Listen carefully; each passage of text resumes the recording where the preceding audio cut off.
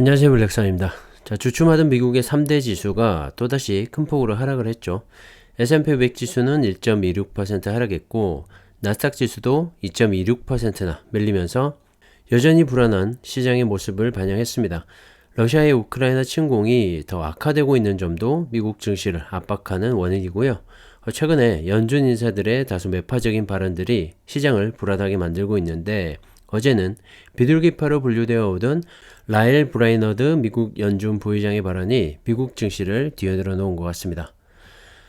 어제 미니애폴리스 연방준비은행이 주최한 토론에서 브레이너드 부의장은 인플레이션을 낮추기 위해서 연준은 5월 회의 직후 빠른 속도로 대차 대조표 축소를 시작하고 일정한 금리 인상을 통해서 체계적으로 통화를 긴축할 것이라고 말을 했습니다.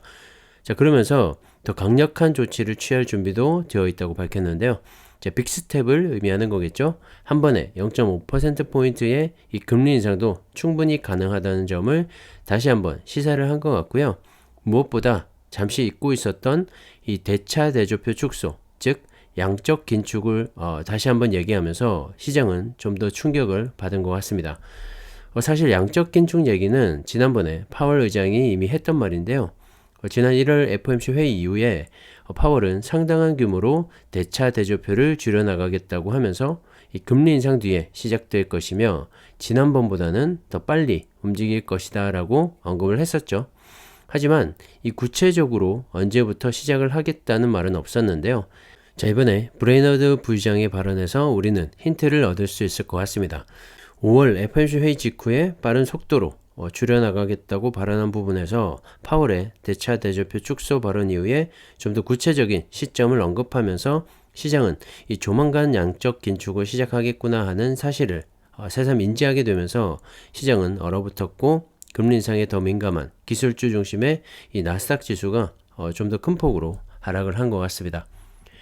거기에 대해서 브레이너드는 연말께 통화 정책이 좀 더 중립적인 위치에 있을 것이라고도 했는데요.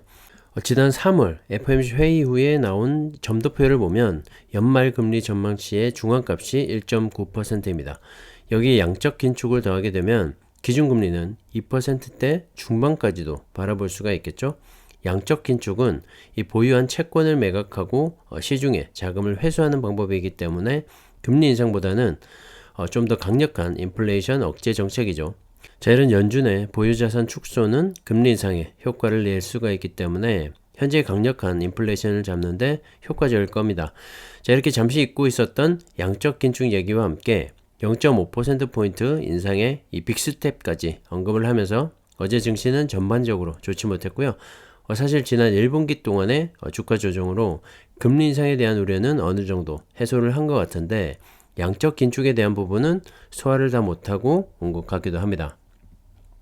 생각보다 빠르게 진행이 되면서 시장에서도 준비되지 못한 부분도 있고, 최근에 러시아의 우크라이나 침공으로 인해서 원자재 가격 상승과 국제유가의 상승세가 이어지고 있어서 높은 인플레이션이긴 하지만 또 이런 부분을 생각해보면 무작정 금리 인상을 하는 것이 옳은 것인가에 대한 의문도 남을 수밖에 없는 것 같습니다. 그러면서 시장은 더 위축이 된 것 같고요. 시장이 가장 싫어하는 이 불확실성이 커져가니까 또 이렇게 즉각적으로 반응을 보이는 것 같습니다. 내일 FOMC 의사록이 공개가 되죠. 의사록 공개 하루 전에 연준 인사, 더군다나 이 부의장의 매파적인 발언이었기 때문에 내일 의사록의 내용을 어느 정도 짐작하게 하는 부분도 있지 않았나 생각을 합니다. 일단은 시장에서 이런 부분들을 소화시킬 시간이 필요하다고 생각을 하고요. 실적 시즌을 앞두고 있는데 기업들 실적이라도 좋게 나와주면서 주가 상승에 대한 이유를 더해줬으면 하는 바람입니다. 참고하시면 좋을 것 같고요. 여전히 끝이 보이지 않는 러시아와 우크라이나 간의 전쟁으로 인해서 지정학적인 리스크는 계속되고 있는 것 같습니다. 최근에 러시아군이 우크라이나에서 저지른 이 민간인 학살을 계기로 미국과 유럽연합 등에서 좀 더 강력한 테러 제재를 예고하고 있는데요. 어제 미국은 미국은행을 통한 러시아의 국채 상환을 차단하면서 러시아의 디폴트 우려가 커지고 있는 상황입니다. 국가부도죠. 디폴트를 피하려면 전쟁을 멈추고 이 우크라이나에서 철수하는 방법밖에 없지 않나 생각을 하고요. 유럽연합 역시 좀 더 강력한 테러 제재를 준비하고 있는데 러시아의 석탄 수입을 금지하는 방안을 검토 중이라고 합니다. 자, 그렇게 되면 러시아산 에너지에 대한 첫 번째 제재가 될 전망이고요. EU 27개 회원국의 만장일치 승인이 필요한데 러시아의 만행을 생각해보면 충분히 통과가 될 것 같죠? 자, 특히 석탄은 신재생에너지로 넘어가는 이 시점에서 가장 먼저 퇴출되어야 할 에너지원이기도 하기 때문에 자, 이번 러시아와 우크라이나 간의 전쟁으로 인해서 에너지의 대대적인 전환이 다시 한번 이루어지지 않을까 생각을 합니다. 자, 유럽과 미국 그리고 대부분의 모든 국가들이 이번 전쟁으로 인해서 치솟는 국제 유가를 경험했고 특히 유럽 국가들은 에너지 부분에서 얼마나 러시아의 의존도가 높았었는지를 다시 한번 깨닫게 되는 이 계기가 되지 않았나 생각을 하고요. 그렇기 때문에 전기차로의 빠른 전환이 필요하고 신재생에너지 개발의 필요성 또한 느꼈을 거라고 생각을 합니다. 자, 그리고 새로운 에너지원인 2차전지 배터리에 대한 중요성도 미국의 DPA 법을 통해서 알 수가 있죠. 전기차 시대로의 전환을 위해서 2차전지 배터리가 정말 필수적인데요. 자, 러시아의 전쟁으로 인해서 2차전지를 만드는 필수 광물들의 가격이 치솟았었죠. 역시 러시아에 대한 이 의존도가 높았었던 점을 다시 한번 인지하는 계기가 되었고요. 자, 그로 인해서 미국은 자국 내 광물 증산을 독려하기 위해서 약 9천억 원 가량의 지원금을 마련을 했죠. 기업들의 생산성 향상을 위해서 지원이 될 예정인데요. 자, 미국의 이런 행보를 보더라도 앞으로 2차전지 배터리에 대한 중요성이 더욱더 커져갈 것 같습니다. 자, 현재 중국은 코로나 재확산으로 인해서 봉쇄령이 내려지고 있죠.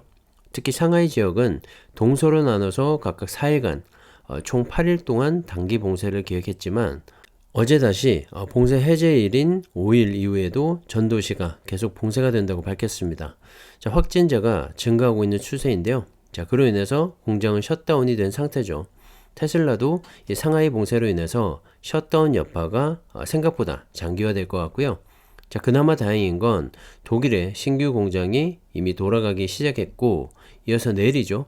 7일날 텍사스 공장도 오픈 예정이기 때문에 거기서 어느 정도 만회를 하지 않을까 생각을 합니다.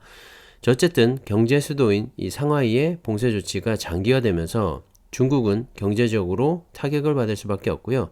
차이나 전기차의 주가 부진도 계속 이어지고 있는 것 같습니다. 하지만 대외적인 악재라고 생각을 하고요. 2차전지 배터리에 대한 수요는 여전히 증가를 하고 있기 때문에 이번 하락장을 잘 이겨낸다면 또 큰 폭의 상승으로 이어질 거라고 생각을 합니다. 참고하시면 좋을 것 같고요. 자, 어제 미국장 여파로 국내 증시도 좋지가 못했는데요. 그래도 2차전지 섹터는 견고한 움직임을 보여줬죠. 자, 에코프로 비행과 LNF, 코스모 신소재, 솔루스 첨단 소재 등 2차전지 소재주들은 오늘장에서도 플러스로 마감을 했고요.